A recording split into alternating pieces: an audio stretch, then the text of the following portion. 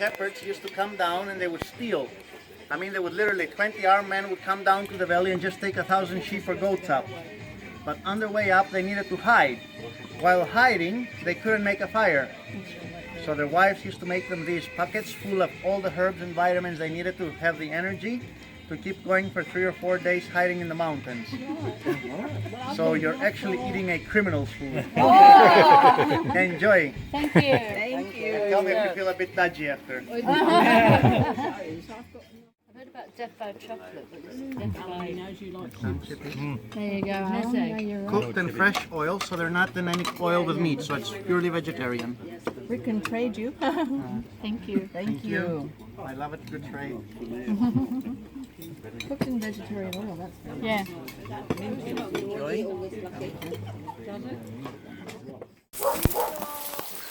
We are inside a threshing circle built by my ancestors in the year 1712. And this circle, I will give you the little secret why Greek men like big ladies. It's not because of size or because it keeps you warm in the winter. It's because of this circle. In the summer, people cut the grain. The grain needs to be separated from the stalk. A skinny lady would not be able to achieve that. How does this happen? The stalks are placed inside this circle. Then the donkey goes in, and behind the donkey is a flat board with nails. On the board sits the wife of the husband. If she's not heavy enough, he has to add stones. And then she just leads the donkey into a total circle for everlasting hours. And as the donkey keeps moving and moving and moving and moving and moving, the grain just sort of falls off the stalk. And then they wait for the wind. Before, there were no houses and no trees here. So when the wind would come, they would lift up the stalk. It would be blown outside by the wind, and the grain would fall back into the ground, ready to be collected, bagged, and taken to the flour mill below, where it was put inside the stone mills, made into flour, and then they could bring it home, make bread, make pitas, make paksimadi. Most of the bread in Cretan households was paksimadi. It's a hard bread, and you can keep it for like 3 or 4 years at a time. You can just slice it, recook it. When you're ready, you take it out, pour some olive oil on it, becomes like a sponge, and hop, you eat. And this is what they did. That is why my ancestors always preferred a big woman. Nowadays, we can buy bread at the supermarket, so you will do for me. That is another problem. Yeah. And this circle belongs to every Kukutsaki family member. Although the land belongs to my father, 2,370 Kukutsakis have a right to come here and crush their grain. That is why we've left it unintact. Although there is no legal boundaries to this, we are a very traditional family, so we follow tradition. And in a few years, Kukutsakis will come together to revive one day of grain making here. We will specially plant it, grow it. The problem is we don't have a donkey, so we'll use a politician instead. What you see to your left is a 400-year-old flour tower. It used to wheel the water from the cistern that is above it up to an aqueduct and down this tower, and then the water would turn a big wooden wheel with the pressure. The wooden wheel by itself would then turn the stones and crush the grain. It had a special system of the day, which was ahead of its time. On every click of the sun-shaped stone, a handful of grain would fall by itself. It was, I think, a British system that was brought here during the 1700s by someone. This flour mill was accompanied by another 3. The problem was they belonged to different people.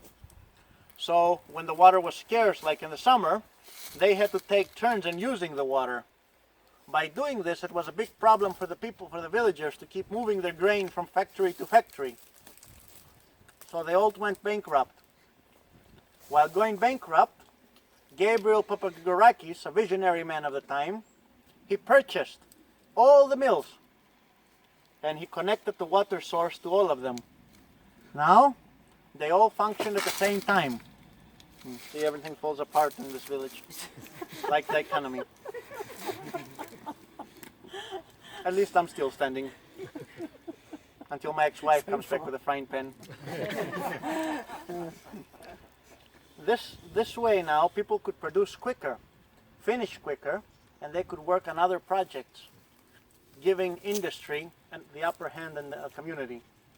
More bread, more flour, more time in your hands, more baby production. More baby production, more working hands, more land to work on.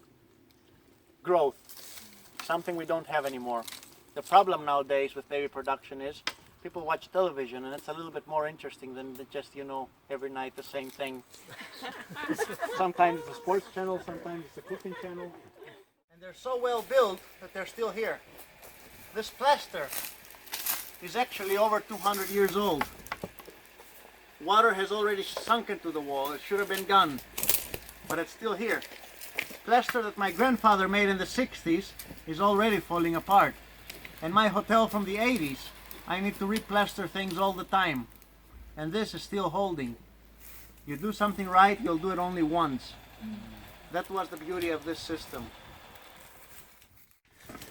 Because during the Ottoman period, we had a system to survive.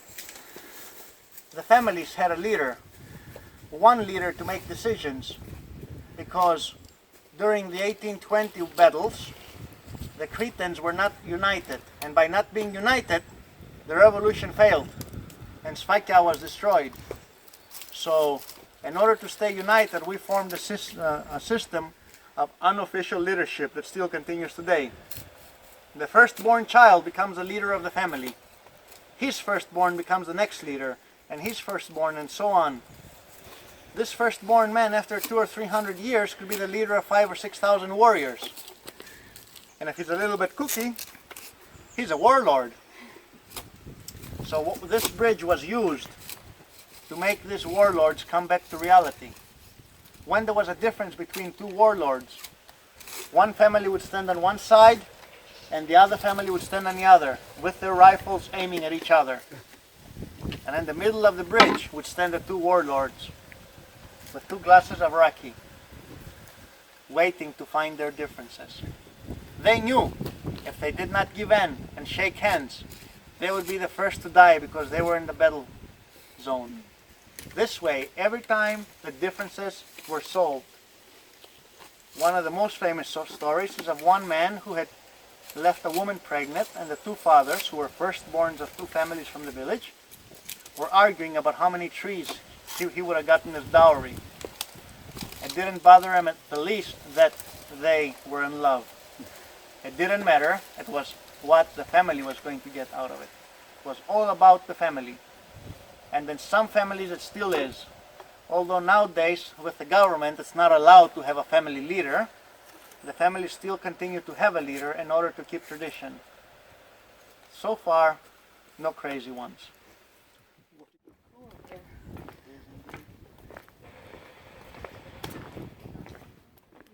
That happens here on 24 December every year. All over the world, you go to sleep on the evening of 24 December to wake up next day and find your presents if you were a good boy or a girl. Well, I was never a good boy or a girl, but presents still came. The people of Azagiris, we do something different. We come here. The ladies, they make a big bread we call the bread of Jesus. A table is placed next to the altar, the bread is placed on. It's winter, but it's not cold.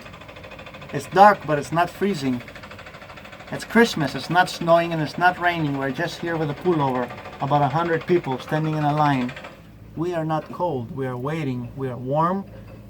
We go after midnight. The priest makes the ceremony and he gives us each a slice.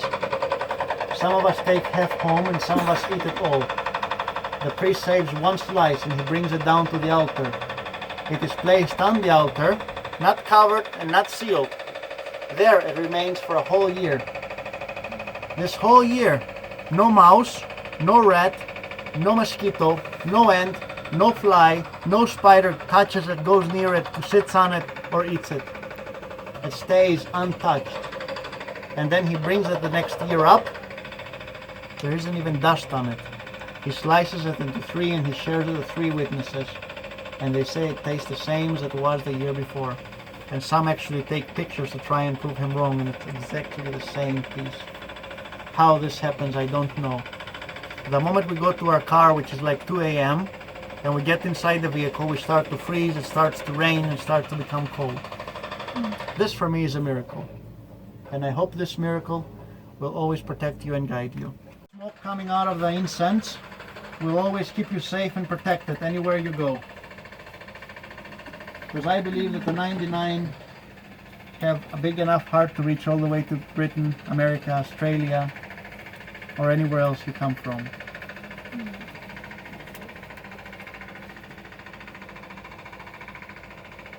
Don't tell my local priest.